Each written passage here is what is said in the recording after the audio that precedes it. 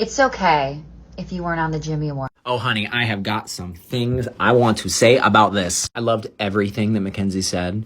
Girl, you ate that. And this is just a big yes and to all of that. I was not at the Jimmy Awards because when I was in high school, more than 10 years ago, Chicago, where I'm from, did not have like a regional award. So I didn't really have the choice. And I was upset then. I was like jealous then when I went to college and saw all these kids that had been on the Jimmy Awards or were going to the Jimmy Awards. So I can't imagine how it feels now with like social media and TikTok and the internet. I literally can't imagine. Which is also to say that I think at the core of this is a belief that this is what I thought, when I book something, when something happens, when I book a Broadway show, when I get an agent, whatever, I will be happy. I'll be fulfilled. My life will be made. I will have made it, whatever it is. There was this, that was the belief that I had. Obviously that is not true. And you can be in a Broadway show and it can close. You could be in a Broadway show for 10 years and that becomes your job. And a very mundane job at that. Not a bad job, but just a very repetitive, mundane job. And I've spent the last 10 years in the city in and around the Broadway theater industry.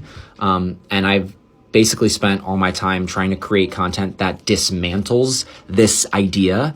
From the Red Carpet Challenge, which I did at Playbill and Broadway.com for 5-6 years. I was trying to strip away the glamour of opening nights. And now I do this podcast where I talk to people that are in Broadway shows about the reality of the job, because it is a job. I just want to sort of reveal the man or woman or person behind the curtain, as it were. I will admit that it took time for me to get here, but I now am at a place where my goal is to build a life that I love. Build a life that is fulfilling and fun and joyful, and I'm growing and I'm learning. And when I get to do a theater job, like the one I'm literally doing right now, I'm in between shows, it's like a cherry or whipped cream on top of an already very delicious life. It's not the meat and potatoes, it's just the gravy. And I still want to work, but it's less about where I'm doing the job, it's more about who I'm doing it with or what I can learn from that role or from that team. Am I going to be pushed in some way that's new and interesting? That's what I focus on now. And when my or your or any of our lives are whole, we don't need something or someone or some job to complete us.